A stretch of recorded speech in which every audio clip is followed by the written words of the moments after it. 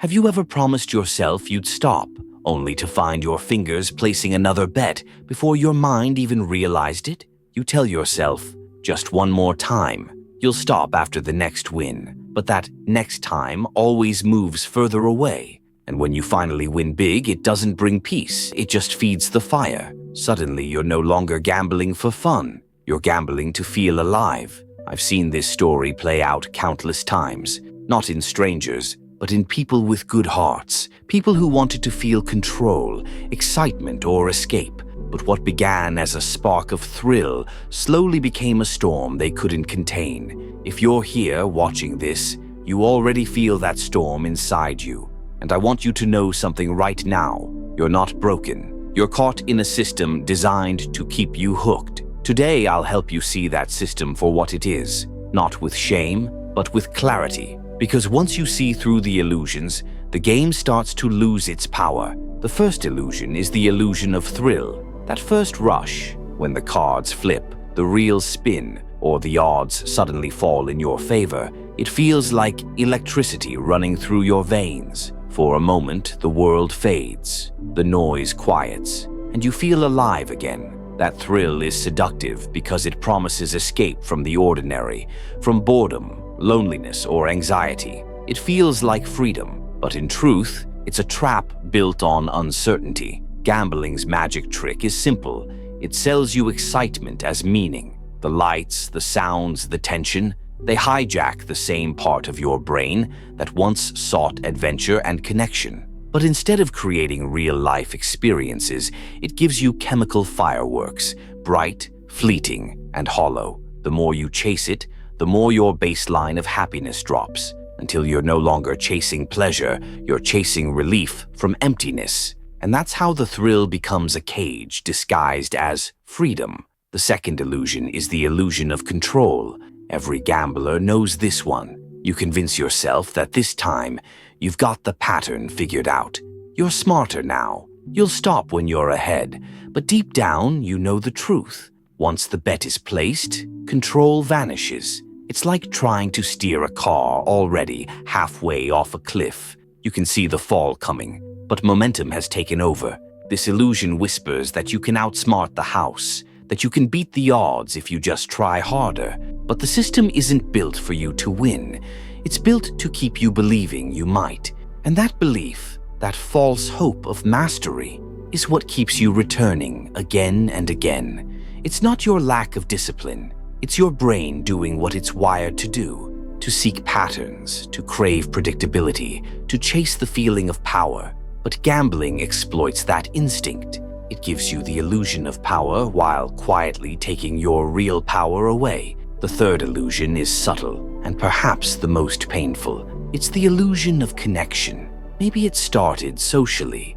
You were surrounded by laughter, by people, by noise. It felt alive. It felt like belonging. But slowly, the laughter faded. The people became strangers. And what once felt like community turned into solitude surrounded by sound. That's the cruel part of addiction. It mimics connection while isolating you from real ones. You start hiding your losses, avoiding calls, telling small lies to people who care. And those lies, they don't just build distance, they build walls. Before long, you're playing not for money, but for the brief moment where the machine or the odds make you feel seen, even if it's just by blinking lights. The truth is, gambling doesn't offer connection. It replaces it. It becomes your friend, your secret, your escape, but it never gives anything back. Real healing begins when you replace isolation with honest connection, because the opposite of addiction isn't just sobriety, it's belonging. And then there's the final illusion, perhaps the one that binds them all together, the illusion of escape. When life feels heavy, when the world feels like too much, gambling offers a doorway, a place to disappear, a break from the noise. But that doorway doesn't lead out, it leads deeper in. Every escape comes with a return, and when you come back, the problems are still there, except now they're heavier. The bills, the guilt, the shame, the broken promises, they multiply in the shadows. What began as relief becomes the very source of pain. You start to gamble not to feel good, but to stop feeling bad. And that's when addiction fully takes hold. When the thing that promised escape becomes the prison itself. It's like drinking salt water to quench your thirst. It only leaves you thirstier. If any of this feels painfully familiar, you're not alone.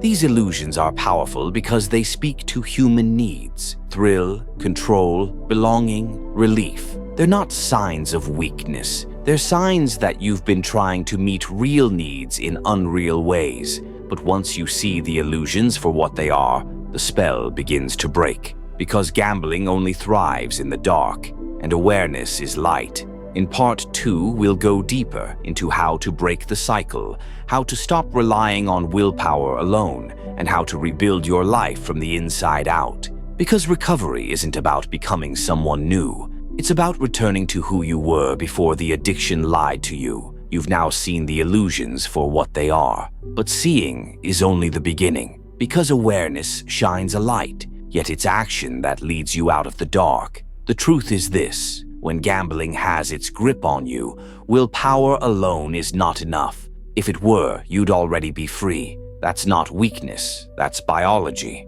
Addiction rewires your reward system. It teaches your brain to crave the anticipation of relief more than relief itself. So if you've ever wondered why you could stop for days or weeks, and then suddenly find yourself gambling again, that's why. Your brain isn't broken, it's conditioned, but what's been conditioned can also be retrained, and that's where we begin breaking the cycle. Step 1. Create friction between you and the bet. Addiction thrives on immediacy. The shorter the gap between urge and action, the stronger its hold. So your first goal is to slow the process down. This is where self-exclusion and content blockers come in. Enroll in self-exclusion programs. Ban yourself from casinos or betting apps. Use tools like Gamban to block gambling websites. It might sound small, but every layer of friction buys you time, and time is where awareness grows, because cravings only show you the trailer, never the full movie. When that urge hits, pause, and mentally play the movie to the end. Visualize it hour by hour, from the first bet to the next, to the familiar spiral of regret. Ask yourself, is this movie worth playing again? That question alone has saved countless people from relapse, not because it makes the craving vanish, but because it makes the truth visible. Step 2. Control the flow of money. Trying to stop gambling while keeping full access to your funds is like trying to quit drinking with a fridge full of beer. It's not about willpower, it's about environment. Set up direct deposits that send part of your income to a separate account. Limit how much cash you carry. If you must, let a trusted person temporarily manage your finances. This isn't about surrender, it's about strategy. You're removing the weapon from the table while you heal your mind. Remember, the goal isn't to rely on willpower forever. It's to make gambling inconvenient enough for your clarity to return between the cravings. Step 3. Replace the void.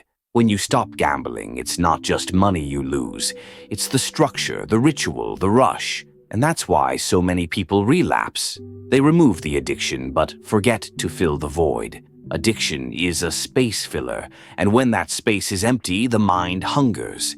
So you must create new rituals of aliveness. Exercise, creative work, learning, community, nature. Find something that moves your nervous system the way gambling once did, but now in a way that builds rather than breaks. Because recovery isn't about deprivation, it's about replacement. You're not just quitting gambling, you're reclaiming your energy and redirecting it toward life. Step 4. Honesty and accountability. You are only as sick as your secrets. The more you hide, the more the addiction grows in silence. So it's time to bring truth into the open. Tell someone you trust, a partner, a friend, a counselor. Join support communities like Gamblers Anonymous. Yes, it's uncomfortable. Yes, it may bring guilt or shame to the surface, but those emotions don't destroy you. They free you, because shame cannot survive being spoken aloud, and accountability transforms relapse into awareness. Remember this, you don't heal by pretending you're fine. You heal by telling the truth, and letting others stand beside you in it. Step 5. Address the root causes. No addiction exists in isolation. It's always a response to something deeper: anxiety, loneliness, low self-worth, unresolved pain, a desperate need for control in a world that feels uncontrollable. Gambling becomes the distraction from the real discomfort. So the real work isn't just about not gambling. It's about learning to sit with what gambling once covered up. That's where therapy comes in, not as punishment, but as freedom training. Because once you deal with the pain beneath the pattern, the urge to gamble begins to dissolve on its own. You won't need to fight it. It will simply stop fitting the person you're becoming. Step 6. The reflection exercise. Let's do something together. Take a breath and finish these sentences with the first words that come to mind. I need to keep gambling because if I stop, then I will. If I stop gambling, I'm afraid that I might feel. If I let go of gambling, I'll have to face. Without gambling, I would finally need to. Don't overthink it. Just answer honestly. Those answers are your map. They reveal the wounds you've been soothing with bets and odds. Once you see what you've been running from, you can finally stop running. And that's the real beginning of recovery. Not when you stop gambling, but when you stop escaping yourself. Step 7. Rebuilding your life. Recovery isn't punishment. It's reconstruction. It's learning to live again without the noise. It's rediscovering how to feel joy without needing a jackpot. Each day without gambling is a vote for your future self. A quiet declaration that says, I will not be owned by illusion anymore. You'll notice that your mind begins to clear. Sleep returns. Relationships heal. Moments of peace, moments you forgot were possible, start to reappear. This is the moment where you realize you weren't addicted to money. You were addicted to escape, and what you truly needed was not the next bet, but the next breath. The final reflection, returning to yourself. Here's the truth. Most people don't tell you about recovery. You don't go back to who you were before the addiction. You become someone wiser, someone who knows the taste of darkness and chose light anyway. Gambling promised you control, but gave you chaos. It promised connection, but gave you isolation. It promised freedom, but gave you a cage. And now you're walking out. That's not weakness, that's rebirth. Every craving you resist becomes a reminder of your power. Every honest conversation is a thread that reconnects you to life. Every moment of clarity is a sign that your mind is healing. You are not your past bets. You are not your losses. You are the one who chooses again. And every time you choose truth over illusion, you take back what was always yours, yourself. Take a deep breath. Feel the ground beneath your feet. You've already begun, because the moment you saw gambling for what it truly is, the illusion started to die. Now all that remains is to keep walking forward, one honest step at a time.